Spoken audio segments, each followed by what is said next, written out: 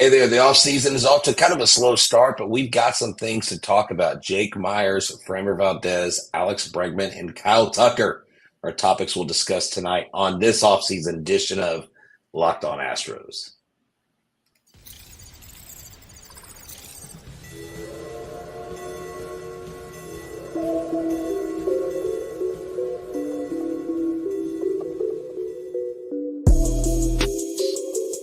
Welcome to Locked On Astros, your daily Astros podcast. Here are your hosts, Eric the Man Huysman and Greg H-Town Wheelhouse Chancey.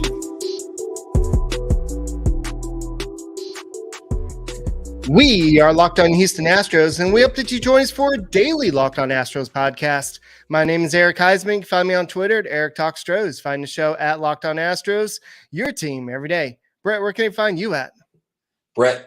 Eric, welcome back. I almost said welcome back to myself. Glad to see you. It's great to have you back. I'm H-Town Wheelhouse. I'm H-Town Wheelhouse. You can find me at H-Town Wheelhouse on X, Instagram, and TikTok. You can find me at Stros411 on X, Instagram, and Facebook. Always positive, always Stros. Eric, it's a little shocking because this last week was a little bit of a whirlwind, and I'm glad to have you back. Everybody, I'm sure, is glad watching to have you back. They've been wishing you well. So let's get the show started, man.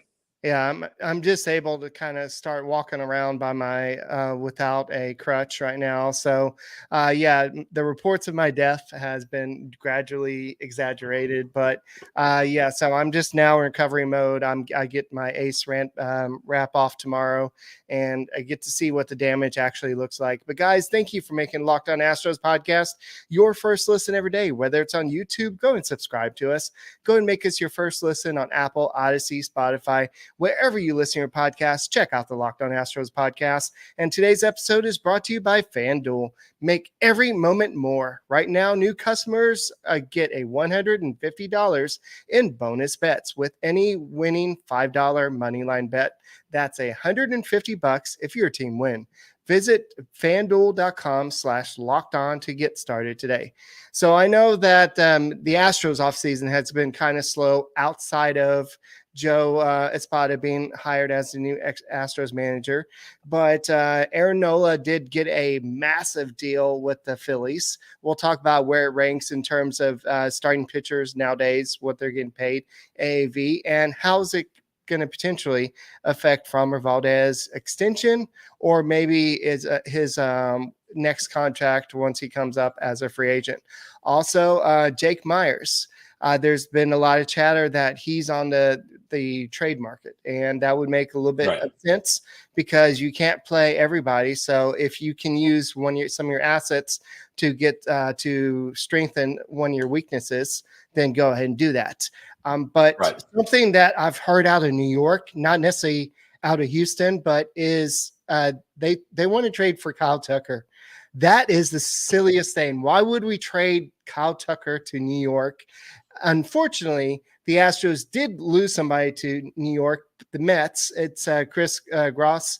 He was the actual not accounting, but he was the scouting director, and we lost him. He's been with the Astros for 12 years, so that's a big loss. So the Astros are doing more subtractions than they are doing additions early on.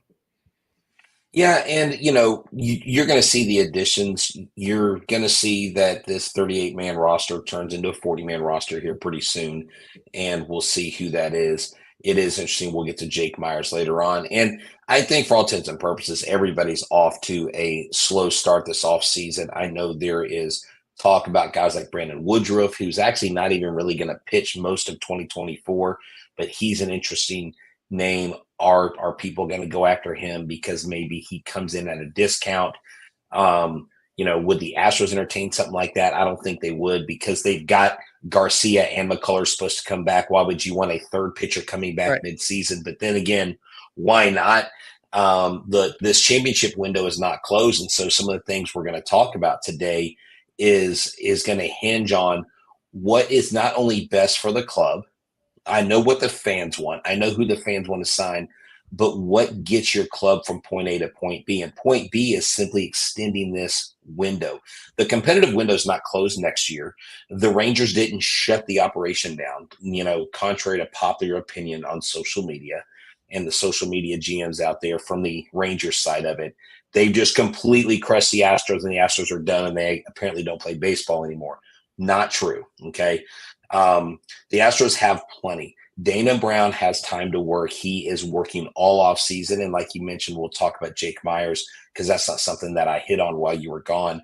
But this Aaron Nola contract, Eric, is interesting because there's a trend in Philly that I think we need to touch on before we get to the Nola contract.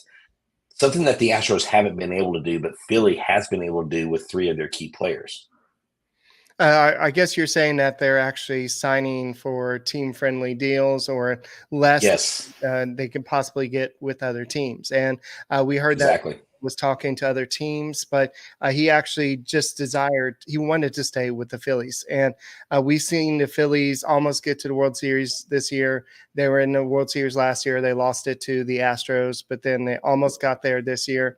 But then the Diamondbacks somehow pulled it off. The Diamondbacks got in uniform, by the way, to celebrate. Yeah, I saw that. So, but I think that what you see is the Phillies realize that, hey, you don't have too many of these workhorses out there. Aaron Nola, he is one of a kind type guy. He's one of those guys that doesn't grow in trees. He's an old school type pitcher. He's going to go out there every 5th day. He's going to give you as many innings as he possibly can. Is he always going to pitch well in the playoffs? No, but for the most part, he is going to do his best. And there's a lot of comparisons with him and Framber Valdez. I know Nola is right-handed and Framber Valdez is left-handed. They're both 30 years old. And Nola, believe it or not, has been pitching for 9 years in the big leagues, while Framber has only been pitching 6 years in the big leagues. So Framber is still not a free agent yet. So that's a big difference. He still has 2 years of team control. But Nola capitalize on he actually didn't have a great year this past year. He was 12-9 with a 4.46 ERA, but he did have 202 strikeouts and 193 innings pitched. So he still gets it done in just a different way. And so the Phillies recognize that they have something special. And so yes, he did sign I looked at Spot Track and it actually has him as now the 10th highest AAV of all the pitchers in Major League Baseball, right ahead of Luis Castillo and right behind, Tyler Glasnow. Glasnow, by the way, is made of glass, but we were not going to talk about that. Yeah, he's made of glass now. You get it? Yeah, his name is a pun until that guy can keep from being injury prone. Glass now is glass now. Yes. So go ahead. His contract is 7 years, $172 million. So that's $24.57 million for each season, full no trade clause. So he has a direct say in where he goes. So if the Phillies want to trade him, he has to say yes or no. And there's no opt-outs. We've seen a lot of these pitchers recently with opt-outs. Eduardo Rodriguez opted out of his contract, and you've seen other pitchers opt out. I think I want to say Stroman opted out, or maybe he just expired. But there's a lot of these pitchers that are signing contracts, but they're going for the bigger money down the road. Well, and there's position players. Bellinger opted out. I mean, a lot of these guys. I mean, Hector Neris opted out of his $8.5 million player option. And so, the question is, comparing these two, does Framber garner the respect of a 7-year 172? Yeah. Okay. So I think you can get Framber at the same AAV, but I need fewer years. I'm not going to give him 7 years. I'll give him 5. But here's my question in talking about Framber Valdez and extending Framber Valdez. First of all, happy birthday, Framber. Feliz cumpleaños, Framber. We are happy for you. Happy 30th birthday. And so I say this with all due respect. I don't say this because I want to trade Framber but I know some of y'all might hate me for this. But if we've gotten the most out of Framber we're going to get, in other words, if he's not going to get better, if he's not going to lock it down mentally in the key moments, like in the playoff moments, if he's going to continue to be who is a very good pitcher, do we pay him and extend him, or hear me out, do we, with 2 years of control, offer him for other players from a team that could give us major league ready players and prospects? If you want a championship window to stay open, does Framber, as one player, keep that door open longer, or does Framber, in getting a haul back for him, get you down the road longer? Now, I don't know with who. I haven't sat down and figured out, put pencil to paper, like what team would have a package for us. So I'm not proposing a specific deal. I'm just proposing the thought and the idea. Is Framber what we know he is and nothing more? Or do we sign him and he becomes an even greater guy as our ace? That's my thought right now, Eric. What do you think? Yeah, we'll have to address that in a second, but it definitely does warrant some conversation about where he fits in the Astros plans, especially with all the extensions coming up. So we'll have to definitely continue this conversation, and that'll kind of lead into the Kyle Tucker talk, and then also Jake Meyers. So go ahead and stay tuned. Hey guys, this episode is brought to you by FanDuel. It is the #1 sports book, and it is from the NFL. This season is exciting. If you're in Houston, I went to the Texans game today. I saw what the Texans did. Despite the 3 picks by CJ Stroud, the Texans still won. The defense went out there and they pulled out the stops. And so you can score early and often with the NFL and FanDuel, America's #1 sports book. Right now, new customers get $150 in bonus bets with any winning $5 money line bet. If you would have put $5 on the Texans game today on the money line, you would have won $150 in bonus bets. That's right. In your pocket. Well, in your FanDuel pocket. If you've been waiting to join, then my question is why? There's no better time than now. They have spreads, player props, over and unders, and so much more. The options are wide. The app is easy to use. So visit FanDuel.com/lockedon and get the NFL season rolling. Keep it rolling to the playoffs. FanDuel, the official partner of the NFL. Locked On has launched the first ever national sports 24/7 streaming channel on YouTube.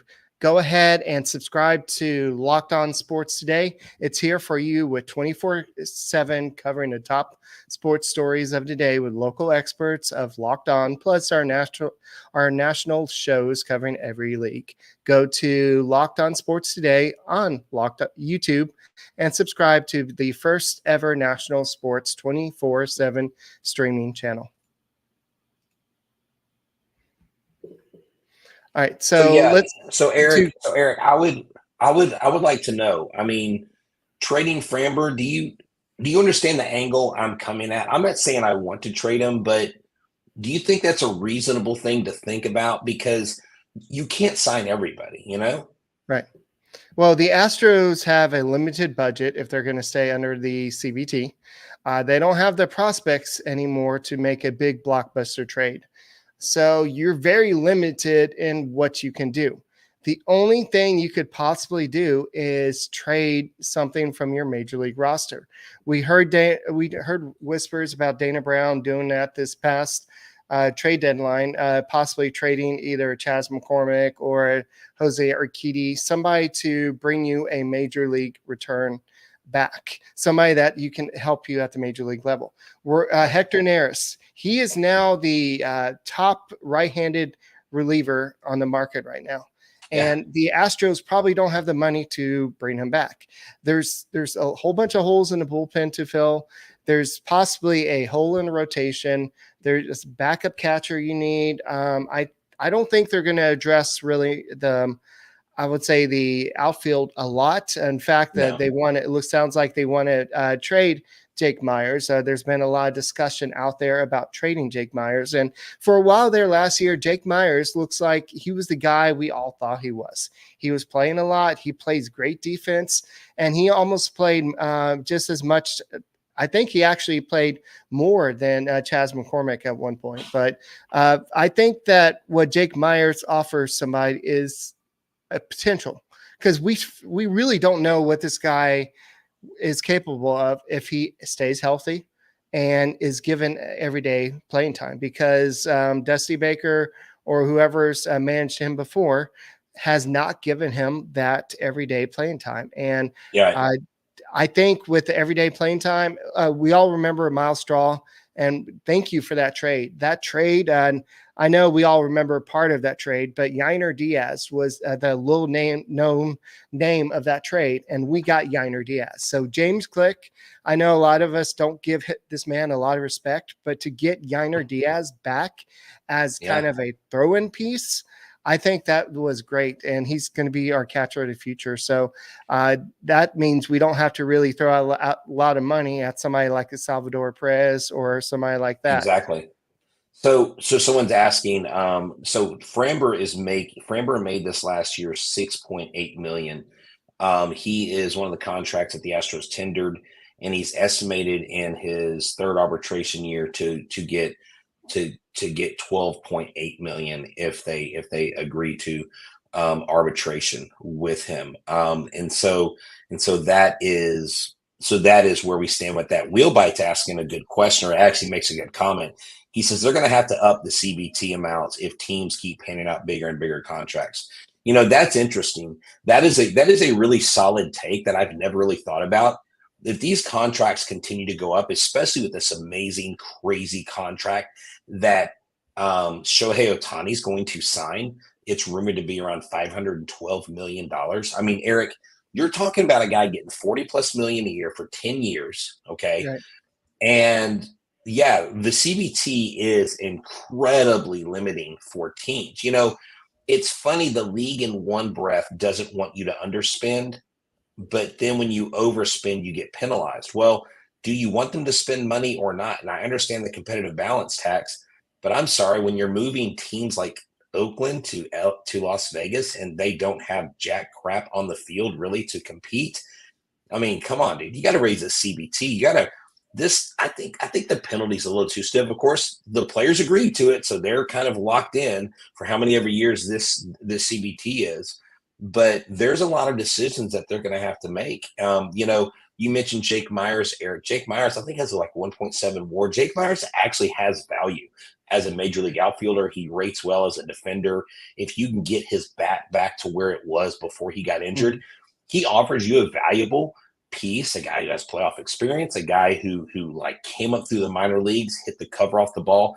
And like you said, he has potential to be someone solid. He's a solid piece. And I didn't think he really had much value, but apparently he does, because major league teams have been knocking on the door of the Astros. So it'll be interesting to see the fate of Jake Meyers and center field. And if they don't get anybody in the outfield, does that mean Dubon's going to go to left field and Chas is going to play center? Or is Chas going to play left and Dubon play center? And that's who they roll with until they bring somebody up. So Some interesting things to talk about with that. Well, I know like teachers, they get a gradual raise over every year. Most districts do that. Is that what the CBT does? Yes, they're actually doing that. Per the past CBA, it wasn't just a kind of set CBT. Okay, so I forgot about that. Thank you. 2022, it was 230, and then in 2023, it was 233. This next year, it should be going up to 237 in 2024. Then 2025, it should be going up to 241. And then in 2026, it should be going up to 244 million. So yes, there is a gradual increase, but it's not a big increase to account for all that money. That's really not that much. I mean, it's still 14 million over 6 years or 5 years. It is. Yeah, it's a lot more than a 2% raise. They don't care about Steve Cohen. They don't care about people going. No, they want you to go over the luxury tax threshold because you're having to give up more money, and this is trying to curb the enthusiasm of the owner to go out there and sign these deals. But so how do our fans answer this for us, Eric? How do our fans hold back on our desire to want to call out Jim Crane for being cheap because what he's done so far has worked, right? It's hard to argue with the product that's been put on the field. And the sustainability, I think, is less if you would have paid out those big contracts. So how do we keeping our listeners and our fans from freaking out? Because I don't think Jim Crane's cheap. I think Jim Crane is the best owner the Astros have ever had in their history of their ball club. But like, what do we point them to say, hey, this is why this is a good thing? Well, if you look at what Alex Bregman's making, he's making about 30 million this year. I think Altuve's making about 29 million. Right. And then you have Justin Verlander making however much he's making minus what the Mets are paying. So you have a big chunk of your payroll being on like few players. So this is what happens when you have a run of success and you sign some of these extensions. You're going to have times like this where you basically have no money because all your eggs are in one basket, so to speak.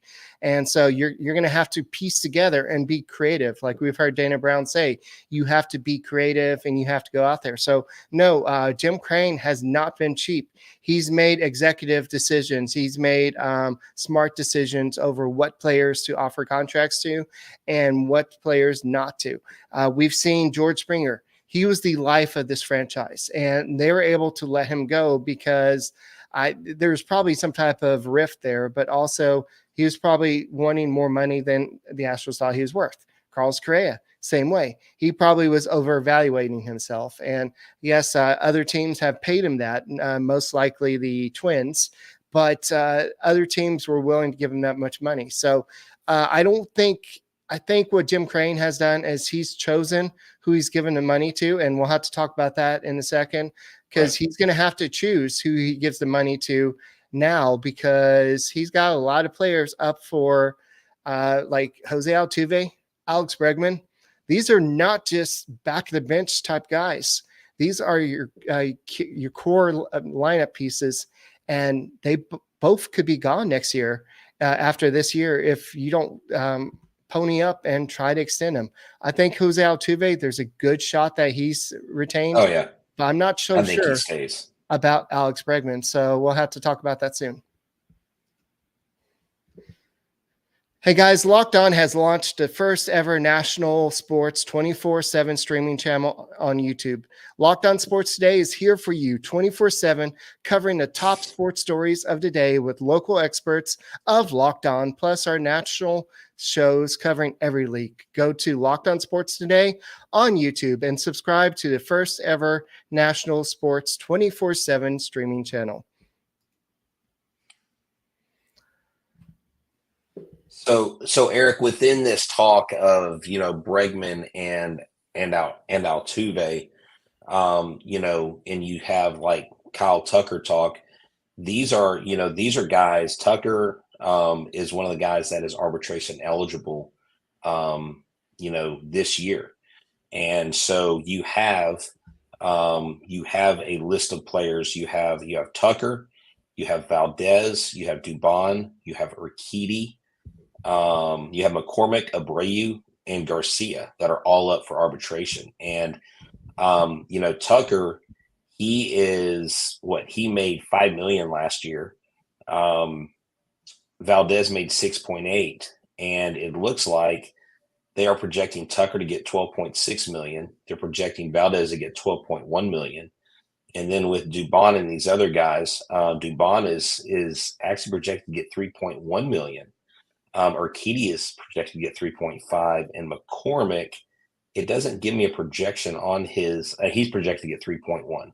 So everybody's expected to get 3.1 million or more in these arbitration hearings. They got till January 12th to make that decision with these players. So that what they're making, they're going to have to add to that. So you have to take your total now and shrink that because you're going to be giving them more money than what you gave them last year. So, Man, this is a chess match. I would not want to be a GM for Major League Baseball team. Like, I think it would be cool, but I think after 2 weeks, I would probably have to resign because I couldn't handle it. Yeah, there's a lot of interesting decisions out there. Like Brandon Woodruff of the Brewers was non-tendered a contract. This is a good pitcher, and I know that they had some issues in the past about like contract and extensions and everything. But this is a guy that they saw as part of their ace of the future, and they just non-tendered him. So that's an interesting name that the Astros can go after. And but the thing is, do they have the money? And if you do that, how much is Jim Crane willing to go over the CBT? And is that going to hinder your chances going out to get to go and extend some of these other players? Kyle Tucker is a name that we've heard for some reason. I think it was mentioned in a New York-based article or something that, Kyle Tucker has not been able to reach an extension with the Houston Astros. So he is a prime candidate to be traded by the Astros because he had a great year, but he didn't do well in the playoffs. So the Astros might want to get rid of him or something. That's what I was reading. Well, did those guys not know that Aaron Judge has signed with the Yankees and he's there for like the rest of his life? What Yankees team are they watching? Where would Kyle Tucker play in New York? That's Aaron Judge's spot in right field. Stanton. Remember, Stanton is guaranteed, according to their GM, to miss X amount of games. Yeah, but he's not a center fielder. I know. Stanton's a center fielder. I'm just saying. So that's kind of an odd take for a New York person to take, knowing that their captain, Aaron Judge, in right field, is signed for what? I don't know how many years, but he's there. He's there to stay. Remember when Arson Judge was going to go to the Giants, and then it turned out that it was Aaron Judge, his evil twin. Look, Kyle Tucker, Alex Bregman, Framber Valdez, everybody's talked about, well, what if you traded them? I don't think you trade Alex Bregman. I think you try to work something out with him. I don't know. Kyle Tucker still, to me, is that guy, Eric. He is still that guy, and I know some people disagree because of recency bias and what he did in the playoffs, but I think he is still the guy that you extend the olive branch to and you pay that money in that contract. I would not mind giving him a long-term, big-time deal to Kyle Tucker. All right. So I know Bregman, he's already making $30 million per year. So I don't know if they'll be able to give him a raise. I'm sure some could argue that he's actually downgraded as a player in this in the past few years. Last year he was kind of more of the player we thought Alex Bregman would be. But the question is, let's say they didn't extend or bring back Alex Bregman. Who are you going to replace him with? Are you going to go out and make a trade for somebody? Are you going to just replace them with Shea Whitcomb or somebody in Astros minor league system? Are you really going to count on somebody? That's what I've always said on this podcast. You don't go in as a championship contender. You don't go into a season counting on a rookie unless you absolutely have to. They had to do that with Jeremy Pena, but they try not to do that. That's why they went in and they got Jose Abreu last year. It didn't look like it was a good payoff, but in the playoffs it did when he started to heat up. But you don't trade somebody or if you don't bring back Alex Bregman or you don't extend him, you've got to get a replacement because third base is such a critical place. We see the Austin Rileys and Rafael Devers and all the players across baseball. Their teams outside of the Red Sox, I know they're not a very good team right now, but they typically kind of are the key points to their team. And I think that Alex Bregman has been helping a lot more. He has been more of that killer that he was at one point. But how much are you willing to pay him? And how much is it going to hurt you retaining somebody like Kyle Tucker? Yeah. And, to kind of wrap things up, just want to hit on Kevin Gross here. He went to New York. I'm sorry, Chris Goss. He went to New York because of David Starnes. Going to the Mets. He worked alongside David Starnes there. And so that's why you saw that move being made. And look, they've been making their offseason moves. They've been moving people around, and this will allow Dana to put someone in place that he likes. And so I think it opens an opportunity where one door closes, I believe another door opens. So I like what's going on in the Astros front office. I'm excited to see the future of this club. I'm excited to see AAA this year.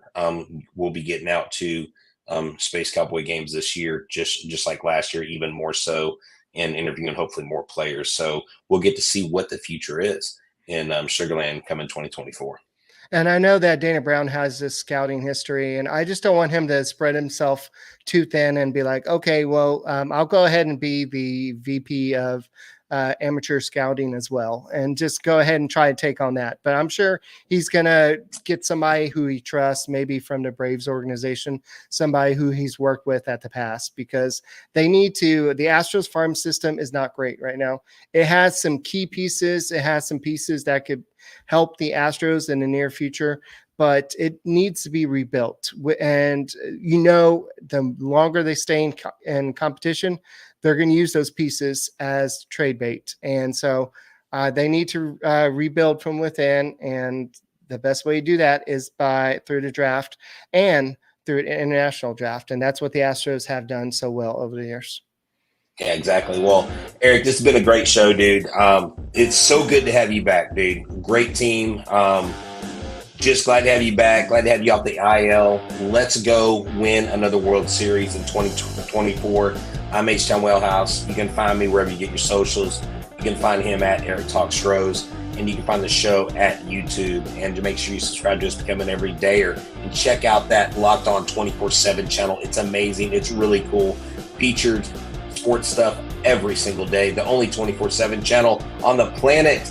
We're your team every day. And as always, Eric, Go Stros. See you tomorrow.